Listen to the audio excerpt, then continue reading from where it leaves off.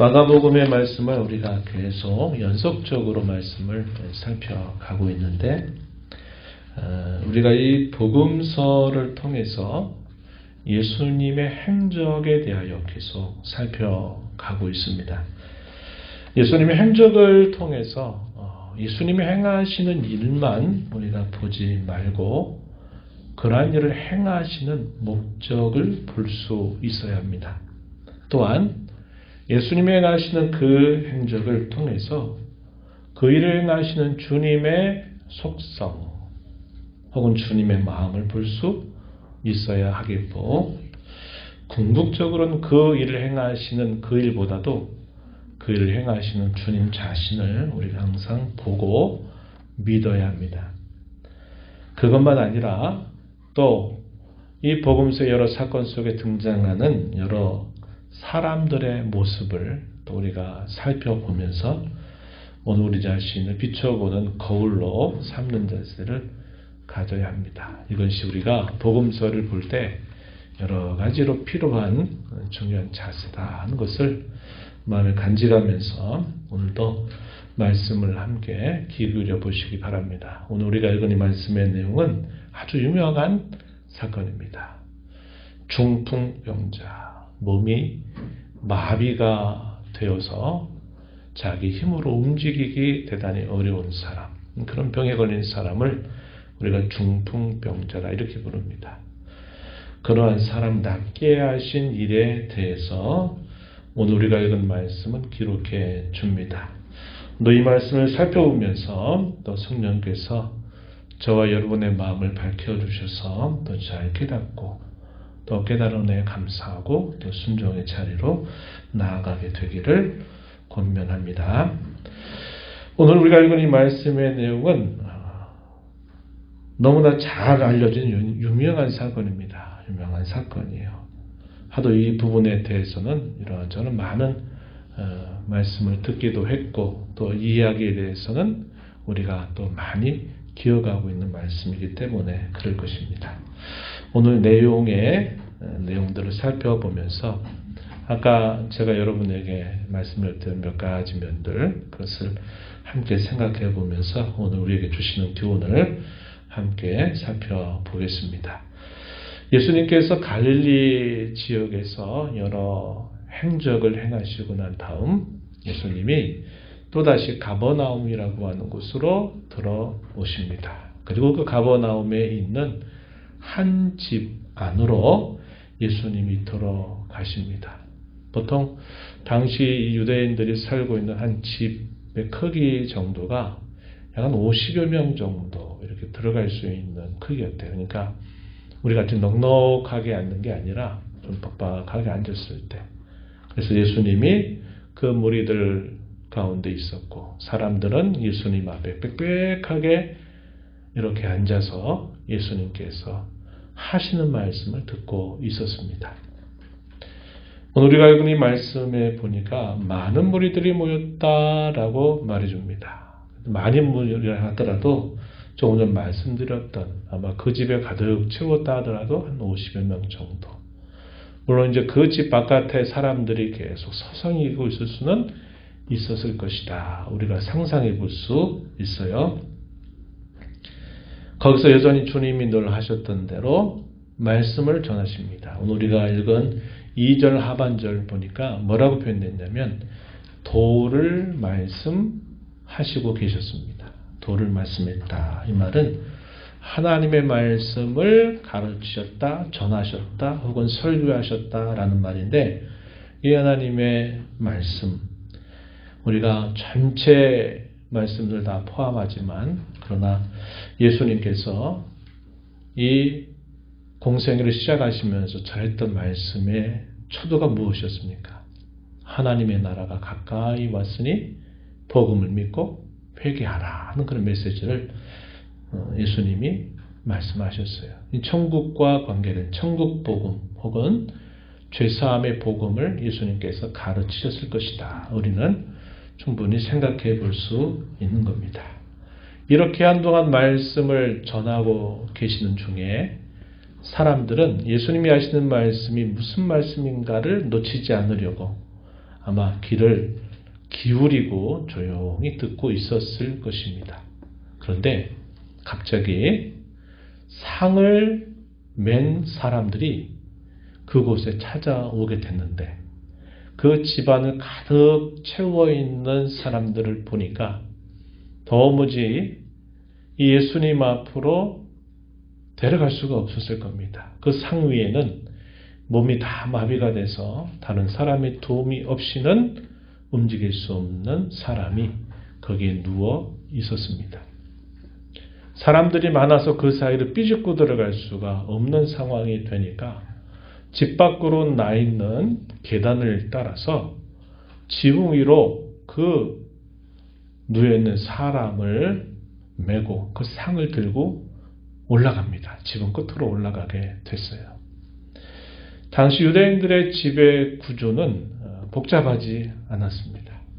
되게 일반적으로 아주 호화롭게 짓는 집이 아닌 이상 보통 집은 나뭇가지 같은 것으로 기둥의 뼈대를 삼고 거기다가 우리나라 옛날 초가집 짓는 것처럼 거기 마른 진흙 같은 것들을 이겨가지고 그 나무 가지로 이렇게 채우고 그 사이를 그 진흙으로 메꾸어서 이렇게 지붕을 만들었다 알려져 있습니다. 그러니까 사람들이 마음만 먹으면 그 지붕을 뜯을 수가 있었다 이 말이에요. 아주 호화롭게 돈이 많아서 비싼 돌 같은 것들을 가지고 집을 짓지 않았다면 대부분 이런 형태의 집의 구조를 가지고 있었어요. 그래서 이 상을 메고 올라간 이 사람들이 한 일이 뭐냐면 거기 마른 흙으로 이렇게 가려져 있는 그 지붕을 계속 뜯어대는 거예요. 뜯어대가지고 거기에 공간을 만들게 된 겁니다. 그리고 그 만들어진 공간 아래로 그 상을 메어내리게 돼요. 이런 시간이 상당히 오랜 시간이 걸렸을 겁니다. 그렇죠? 오랜 시간이 걸렸을 거예요.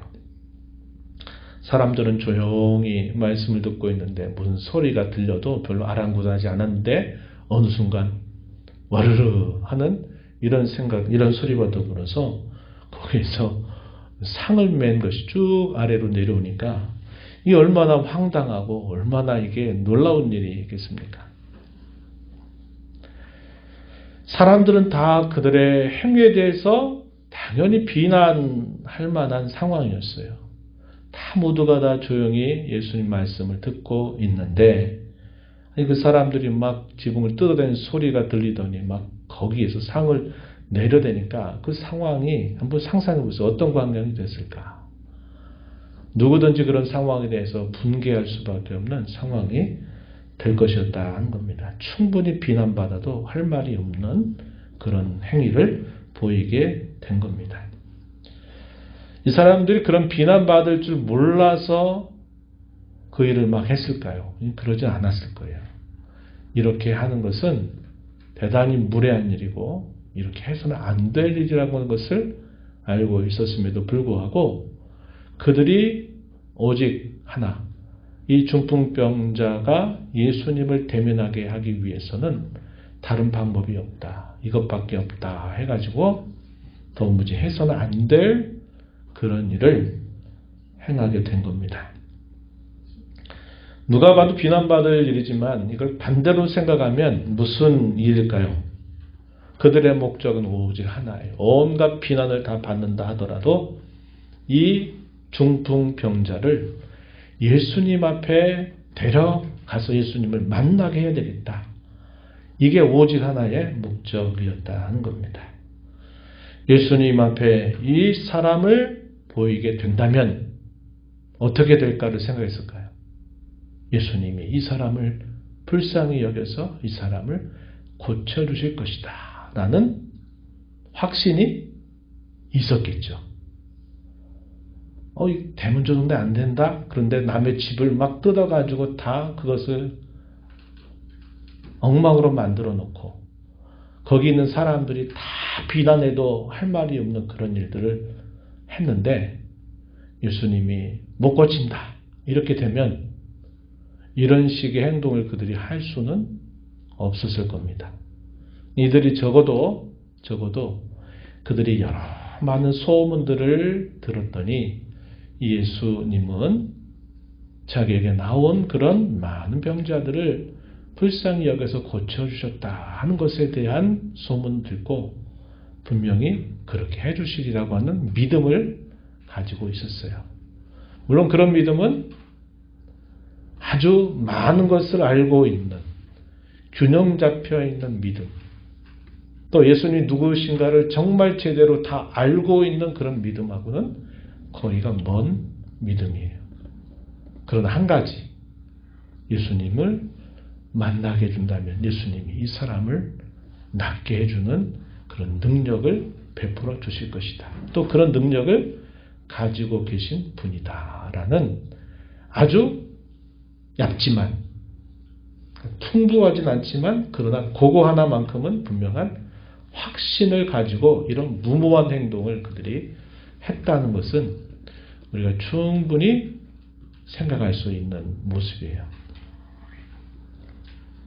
그걸 꼭 우리가 생각하는 것이 중요한 겁니다.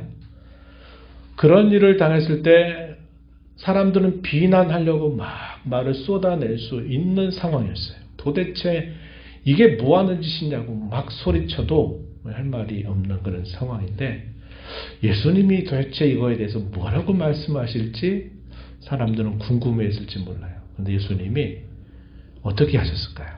오늘 우리가 읽은 본문에 가서 보니까 그런 무모한 행동 그 자체를 보는 게 아니라 예수님은 그런 행동을 하는 사람들의 속을 보셨어요. 5절 한번 가서 보세요. 5절 말씀에 보니까 예수께서 그들의 믿음을 보셨대요.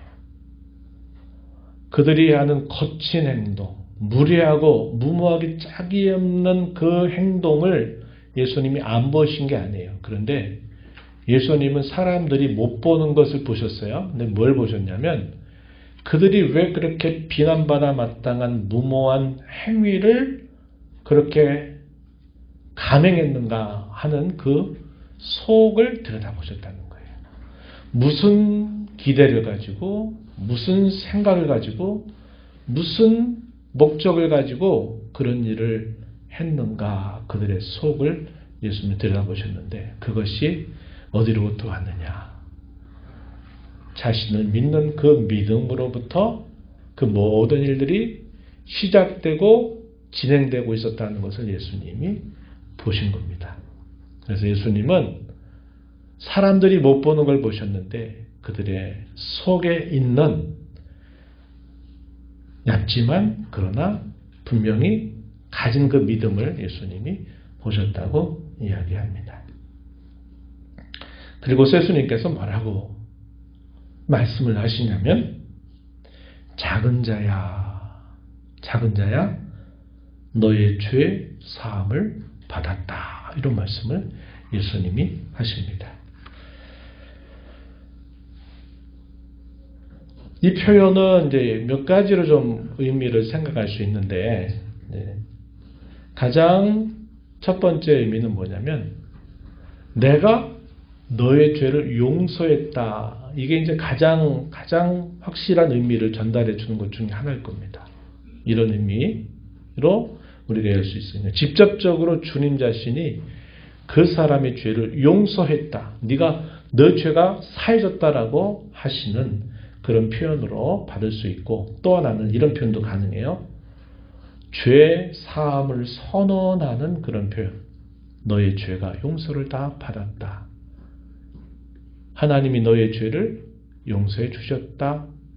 그것을 선언해 주는 표현으로도 이 표현을 우리가 생각해 볼 수 있어요. 간접적인 사죄의 선언이다. 이렇게 여길 수 있는 표현입니다. 만약에 이런 두 번째와 같은 생각을 우리가 갖게 된다면 당시 사람들에게서 꼭 요구되는 하나의 행위가 있었습니다. 그게 뭐냐면 무엇이었을 것 같아요, 여러분? 무엇이 있어야만 죄 사함의 선언이 될 수 있어요? 죄가 용서받았다고 선언할 수 있을까요?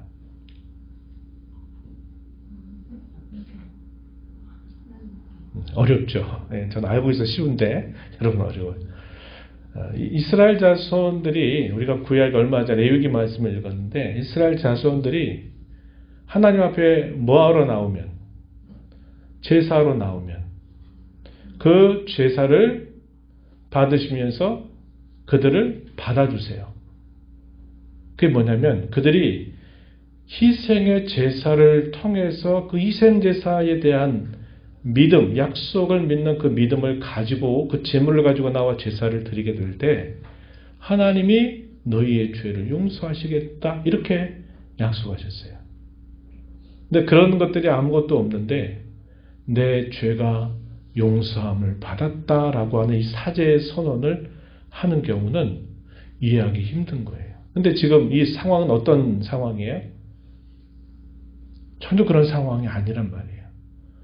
그들이 성전, 당시는 성전이 있었겠죠. 성전에서 그렇게 한 것도 아닌데 내 죄가 사함을 받았다 이렇게 선언하는 것은 앞뒤가 안 맞아 보인다 이 말이에요. 그래서 이런 것들을 우리가 생각해 보면 오히려 첫 번째 생각이 더 우리에게는 충분히 이해가 가능한 거죠. 주님 자신이, 예수님 자신이 너의 죄를 용서했다. 이것을 우리에게 보여주는 표현으로 받기가 더 좋다는 겁니다. 그리고 실제적으로는 그랬어요, 안 그랬어요? 뒤에 가서 보니까 그랬어요. 인자가 죄를 사는 권세가 있음을 알려하려 한다. 10절에서 그런 말씀을 예수님이 친히 하신 겁니다. 근데 이것은 예수님이 이제 이 일이 다 진행되고 나서 해주실 말씀이었고, 이렇게 처음 이 말씀을 꺼낼 때는 여러 가지 생각이 들 수 있는 그런 표현이었다는 겁니다. 그런데 때마침 그 자리에는 서기관들이 있었단 말이에요. 서기관들이 있었는데 이 서기관들이 차마 그 분위기에서 말은 쉽게 꺼내기가 어려웠어요. 대신 그들 마음속에 계속 이제 막 분이 나고 막 생각이 막 이제 막 나는 거예요. 어떤 생각이 났느냐? 7절 말씀해 보니까 이렇게 표현했어요. 어찌 이렇게 말할 수 있단 말인가? 아니, 자기가 누구라고 이런 말을 할 수 있단 말인가? 이게 도대체 말이나 될 법한 이야기인가?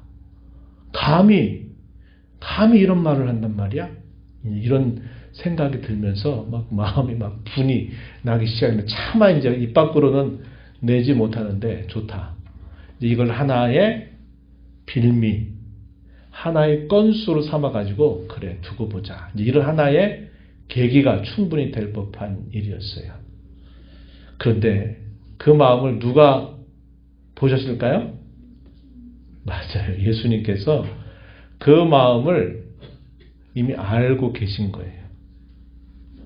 이 사람의 생각 어디까지 가느냐? 야, 자기가 누구인데 이 죄를 산다고 이렇게 말하지? 이것은 하나님만이 하실 수 있는 표현인데 그럼 자기가 하나님이란 말이야?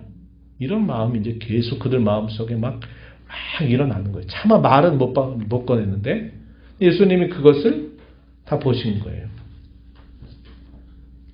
이걸 신성모독이라고 표현했어요. 신성모독. 하나님을 모독한 말이다.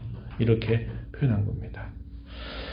우리가 얼마 전에 읽었던 레위기 말씀 24장 15절 16절 말씀에 보면은 이렇게 하라 하는 말씀이 주어지는데 제가 한번 읽어드릴게요. 한번 들어보세요. 너는 이스라엘 자손에게 말하여 이르라. 누구든지 그의 하나님을 저주하면 죄를 담당할 것이요 여호와의 이름을 모독하면 그를 반드시 죽일지니 온 회중이 돌로 그를 칠 것이니라. 거류민이든지 본토인이든지 여호와의 이름을 모독하면 그를 죽일지니라. 신성 모독에 대한 하나님의 규례는 사형입니다. 죽여야 돼요. 근데 돌로 쳐서 죽이는 제목이 된다는 거예요. 이 서기관 이 말을 했을 때 어떤 말이 떠올랐겠어요? 이 말씀이 떠올랐겠죠. 알고 있는 겁니다. 유대인들이 알고 있는 거죠.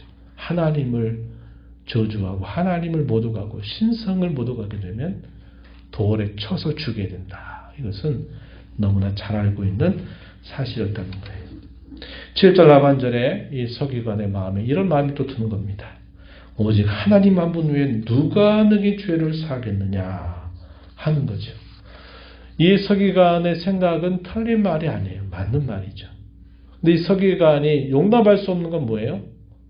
지가 누군데 아무리 자기가 많은 사람들을 데리고 다니고 많은 사람들이 그를 따르고 또 놀라운 일을 행하는 것으로 인해서 인기를 얻었는지 모르겠지만 지가 과연 하나님이야?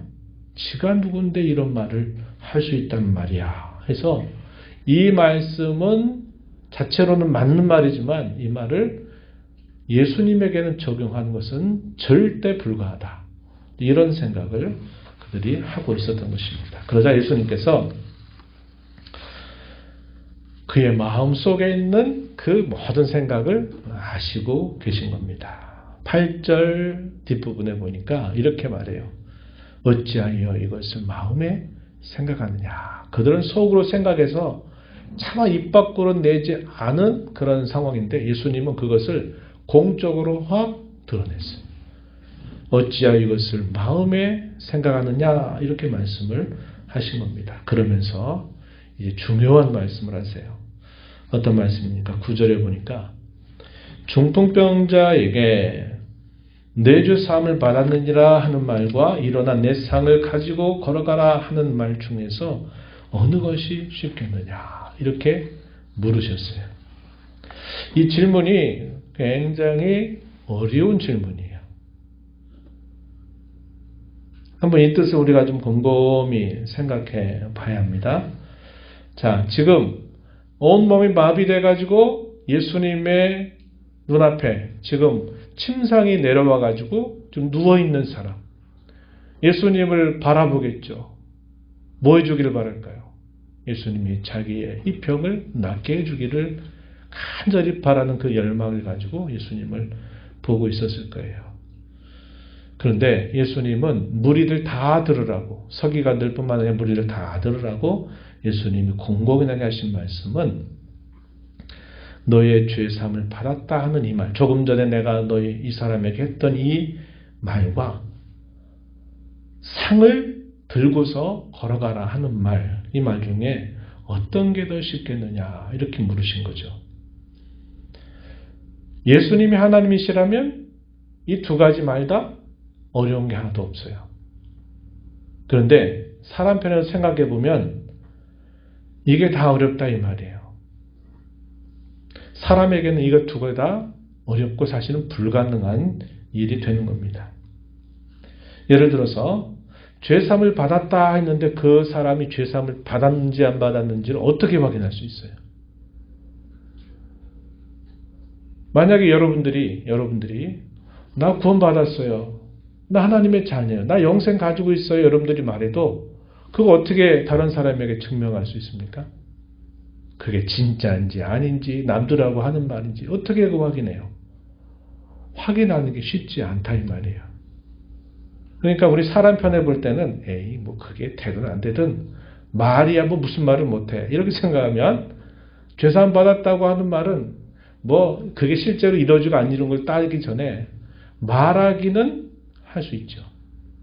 그런데 상을 들고 나가라는 건 뭐예요? 지금 마비돼서 도무지 걷지 못해서 상죄로 메고 들어온 그 사람이 상을 들고 나가라고? 이거는 사람 편에 볼 때는 불가능한 일이 되죠. 그렇죠? 또 반대로 우리가 예수님이 행하셨던 많은 행적을 보면 예수님의 기적을 목격했던 수많은 사람들 또 그 기적을 체험했던 사람이라 그래서 그 사람들이 다 그러면 다 구원받았냐 할 때는 의문점이 생긴다 이 말이에요.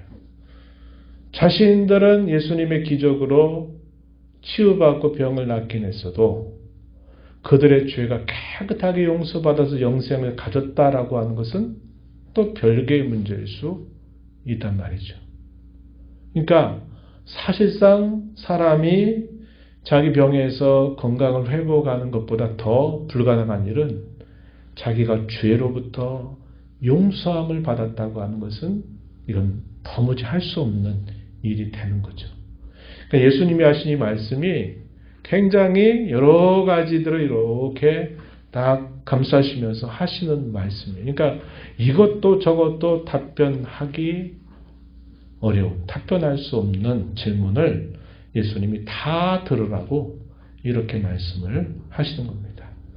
첫 번째는 서기관들의 그 반문, 그들의 마음속에 있는 그들의 생각에 대하여 끄집어내시는 것이고, 더 나아가서는 거기에 그 집안에 가득 채우고 있는 제자들을 포함해서 거기에 있는 병자 모든 사람들 다 무리들까지 포함해서 들으라고 하시는 말씀이었다 하는 겁니다.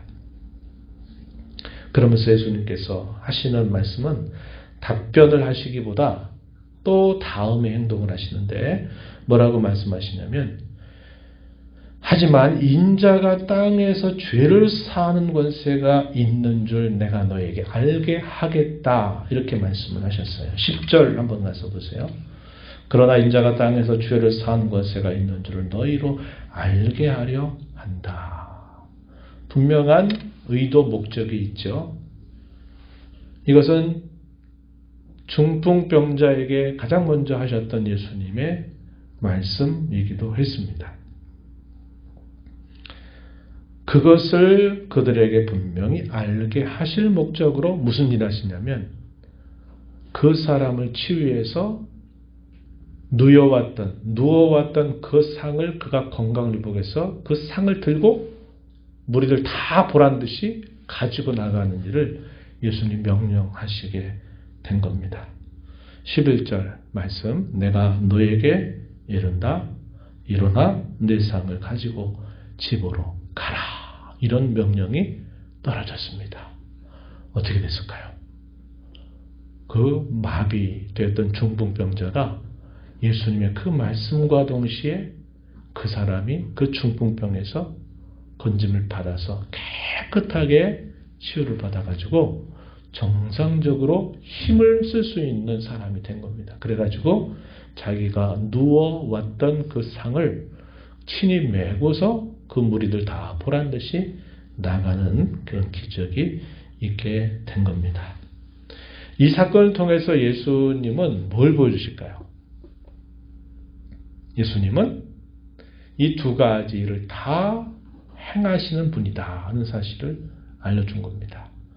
병을 고치는 것뿐만 아니라 당시 사람들이 생각했던 상식, 그게 뭐냐면 모든 병이 죄로 말미암아 온다 하는 당시 사람들의 그 생각, 그것을 분명히 가지고 있었단 말이에요. 당시 사람들의 생각은 제가 지난번에 우리가 여러 번 살폈던 행적을 통해서 봤지만 모든 질병이 다 어디로부터 오다고 생각하냐면 다 그거는 죄 때문에, 그가 지은 죄든 그 부모가 지은 죄든 그 죄 때문에 그런 일을 저주받아서 그런 병을 앓는 것이다, 이렇게 생각한 거예요.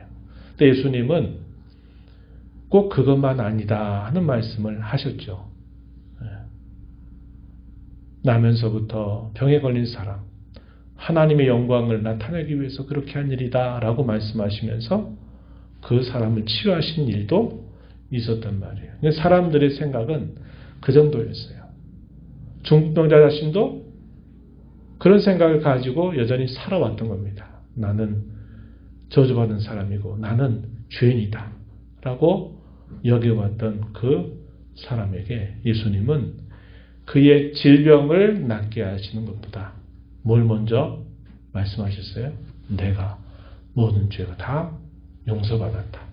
내가 너의 죄를 다 사했다라는 사실을 먼저 들려주신 거죠. 그래서 예수님은 알쏭달쏭한 이 질문을 통해서 예수님은 사람의 죄를 사하시는 권세도 가지고 계시고 사람들의 그 고칠 수 없는 질환조차도 고치시는 능력을 가지신 분이다 하는 사실을 그들에게 다 보여주게 된 겁니다. 사람들은 이것을 보면서 어떻게 했느냐? 마지막 절에 보니까 어떻게 표현되냐면 12절 뒤에 보니까 뭐라고 표현되어 있습니까? 사람들은 다 놀라 하나님께 영광을 돌리며 말하되 우리가 이런 일을 도무지 보지 못했다. 살아생전 나 이런 일은 처음 본다. 이런 일이 어떻게 이룰 수 있단 말이냐 하는 반응을 보이면서 그 일은 하나님이 하신 일이다. 그러면서 하나님께 영광을 돌린 것입니다. 예수님 이걸 통해서 그분 자신이 바로 이런 일을 행하시는 분이시다 하는 사실을 보여주신 거죠. 우리가 오늘 이 말씀을 보면서 몇 가지 생각을 해봐요. 우리 주님은 어떤 분이십니까? 우리 주님은 사람들이 원하는 것보다 그 사람에게 무엇이 필요한가를 먼저 아시고 주시는 분이시다 하는 사실을 우리가 알게 됩니다. 사람들의 관심은 다 어디 있었을까요? 그 중풍병자가 건강함을 회복하는 거에 있어요. 그 사람을 메고 왔던 주님을 향한 그 한 줄기의 굳은 믿음을 가지고 나왔던 그 사람들의 기대도 뭐예요? 이 사람이 예수님께만 나갈 수 있다면 예수님이 이 사람을 불쌍히 여겨서 낫게 해주실 것이다 라는 확신을 가지고 갔어요. 무슨 목적입니까? 치유입니다. 치유. 건강입니다. 예수님은 딱 보시자마자 가장 먼저 뭐라고 말씀하세요? 내 죄가 용서를 받았다. 내가 너의 죄를 용서했다. 이런 말씀을 예수님 먼저 하세요. 질병은 뭐와 같습니까? 물론 근원적으로 가야 되면 이제 죄와 부패로 인해서 들어오게 된 것은 맞죠. 근데 그 죄가 갖고 있는 수많은 성격들 가운데 질병은 하나일 수 있는 거죠. 근데 예수님은 그 질병을 고치시기 전에 그 사람에게 진정으로 필요한 가장 중요한 것, 곧 그의 죄가 용서를 받는 것임을 주님은 아시기에 그것을 먼저 주셨다는 사실을 보여주고 있습니다. 그래서 우리가 읽었더니 복음서의 그 상황을 보게 되면 먼저 너의 죄가 용서함을 받았다 말씀하시고 나중에는 내 상을 들고 나가라 하시는 말씀을 그 이후에 하신 것을 우리가 보게 됩니다. 우리는 이걸 통해서 이런 교훈을 받아요. 우리의 기대와 생각이 다르다고 해서 이거 아니구나 체념하거나 포기하는 자세를 가져서는 안 된다 하는 겁니다. 내가 기대하고 내가 바라고 내가 원하는 것 그게 나한테는 가장 우선적이고 절실하고 필요한 문제라고 여긴다 하더라도 주님이 보실 때는 그거보다 더 너에게 필요한 것은 이것이다 라고 여기고서는 주님은 그렇게 우리에게 행해 줄 수 있는 분이시다 하는 사실을 우리는 기억해야 합니다. 그래서 내가 이렇게 해주기를 바라고 기도했는데 내가 이렇게 해주기를 기대하면서 내가 이렇게 주님께 헌신했는데 왜 주님은 내가 기대하고 바라는 것 이루어주지 않는단 말이지? 이렇게 생각하고 하던 일들을 딱 멈춰서거나 돌이키는 자세를 갖지 말라는 거예요. 오히려 우리는 그런 시간 속에서 어떤 신앙을 가져야 되겠습니까? 이런 상황이라면 주님이 이것을 먼저 생각하실 것 같아. 이런 일이라면 주님은 이것을 먼저 해주시기를 기뻐하실 것 같아. 이걸 우리가 알아들이면 얼마나 이게 좋은 일이 되겠어요. 그죠? 그래서 우리 신앙생활은 처음에는 다 내 생각과 내 기대를 가지고 시작할 수 있어요. 이 중풍병자든 또 그의 친구들이 다 그럴 수 있어요. 그러나 거기에 멈춰 있으면 안 돼요. 우리 신앙은 어디로 가야 됩니까? 주의 마음을 헤아리는 신앙을 가져야 돼요. 여러분들이 다른 신앙생활을 처음 하는 사람들에게 예수님 뭐라고 소개할 거예요? 그분들은 뭐라고 여러분들에게 말하고 납니까? 예수 믿어도 그렇게 병에 걸려? 예수 믿는데 그렇게 어려운 일 왜 당해? 예수님이 도와주셔야 되는 거 아니야? 이렇게 말한단 말이에요. 왜? 그들의 신앙은 그게 그 당시에서는 그게 전부라고 생각하니까 그래요. 그럼 여러분들은 뭐라고 설명해 줄 거예요? 나도 그런 줄 알았는데 아니더라. 아이, 그래, 우리 더 이상 예수 믿지 말자. 그래, 이렇게 해줄 겁니까? 아니잖아요. 여러분들은 이런저런 산전수전들을 살아오면서 신앙 안에 많은 경험들을 통해서 배운 게 있어요. 꼭 그런 것만은 아니라고 말할 수 있는 거예요. 주님의 뜻은 꼭 당신이 생각하는 것처럼 꼭 그렇게 하는 것은 아니야 라고 말할 수 있어야죠. 그게 뭡니까? 처음 신앙생활을 시작한 사람과 신앙이 깊어진 사람이 갖는 분명한 차이예요. 그런데 안타깝게도 오랫동안 신앙의 생활을 해온 사람들의 많은 분들이 여전히 자기 생각, 자기 기대를 앞세우고 주님은 그거를 따라줘야 된다고 생각하고 신앙생활하는 사람들이 많다는 거예요. 우리 신앙생활은 내 뜻을 관철시키는 신앙이 아니라 주님의 생각에 내 생각을 맞춰가는 신앙생활이에요. 주님의 마음을 알아들이고 그분의 기대와 바람을 알아들이는 자로 우리가 신앙생활을 해야 그 신앙이 진짜 제대로 된 신앙이다. 이것을 우리가 꼭 마음에 간직하면서 해야 된다는 겁니다. 예를 하나 좀 들어볼까요? 오늘 우리 교동협의회 모임이 있어가지고 오늘 만났는데 어떤 일이 있었냐면 우리 아마 지난번 등마루 축제 함께 하셨던 분들은 아실 거예요.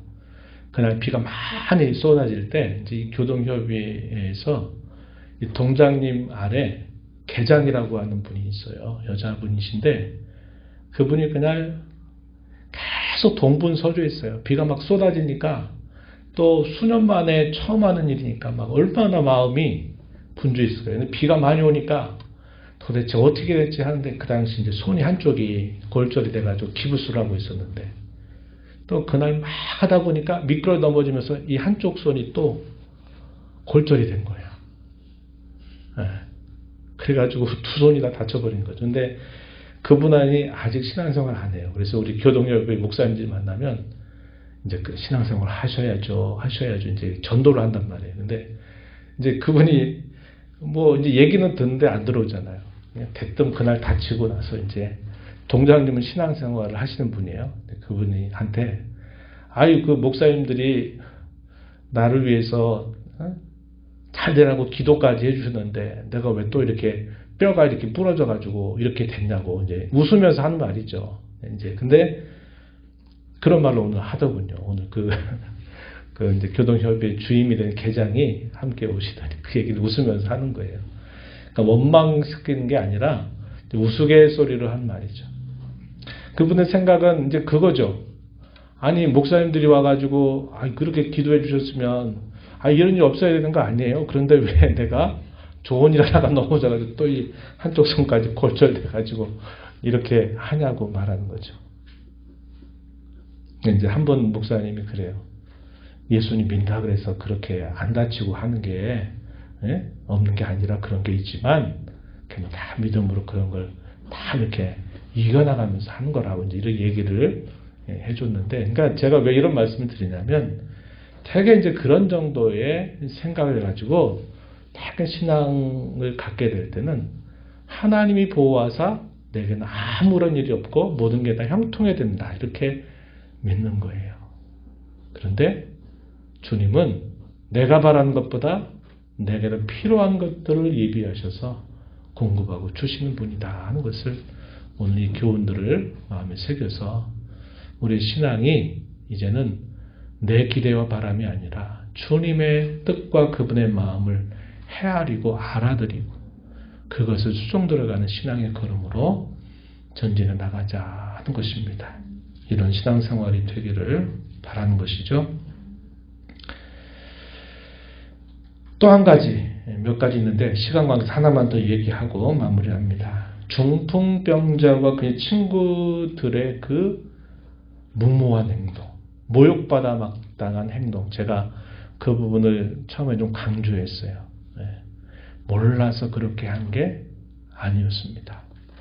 그들이 할 수 있는 길이 무엇일까를 찾고 찾다가 지붕까지 메고 올라가서 그 지붕을 뜯어 제쳐가지고 그 병자를 예수님 앞에 내려놓은 겁니다. 줄을 매달아서 내렸겠죠. 그게 우리에게 보여주는 게 뭘까요? 믿음의 행위였다는 거예요. 오직 그 예수님을 만나면 그분이 이 문제를 풀어주신다고 하는 그 믿음이 그런 행동을 불사하게 이렇게 행위를 가져왔다는 거예요. 윤리와 도덕을 무시하고 다 그렇게 해도 된다 이걸 말하는 게 아니라 예수님은 그런 행위를 볼 때 사람들은 다 비난할 수밖에 없는 그런 상황이지만 예수님은 그 일을 왜 했는지 무슨 목적을 가지고 했는지 어떻게 했는지 할 때 그들의 마음속에 있는 작지만 굳은 그 믿음을 가지고 했던 그 믿음을 보셨다고 이야기해요. 우리의 신앙은 이들의 행위를 통해서 도전받아야 돼요. 그게 뭡니까? 행위를 동반한 믿음은 중요하다. 말뿐인 신앙은 안 된다. 우리의 믿음은 우리의 행위를 통해서 증명되어야 한다 하는 이 중요한 원리를 우리는 오늘 이 사람들의 모습을 통해서 다시 배우게 되는 겁니다. 이런 행위가 있는 믿음, 행위를 통해서 우리의 신앙을 증명하는 저와 여러분의 삶이 되기를 진심으로 바랍니다. 하나님 아버지, 오늘도 저희들을 불러주셔서 예수님께서 중풍병자를 낫게 하신 이 사건과 관련해서 주님이 누구이신가를 이 모든 사람들에게 밝히 알게 하시고 주님은 무엇보다도 믿음이 있는 그 행위를 기뻐하신다는 사실들을 보여주신 것 오늘 함께 살펴보았습니다. 내 생각과 내 기대와 내 바람대로 내 신앙을 고집하며 살아가는 신앙이 되지 않게 하시고 주님의 뜻과 기대와 주의 마음을 알아들이고 헤아리며 주님의 뜻에 수종 들어가는 저희들의 신앙으로 날마다 자라가는 신앙이 되게 하시고 행위를 통하여 우리의 신앙의 참됨을 잘 증명하는 살아 역사하는 그런 믿음이 되도록 저희들을 인도하여 주옵소서. 예수님 이름으로 기도하옵나이다. 아멘.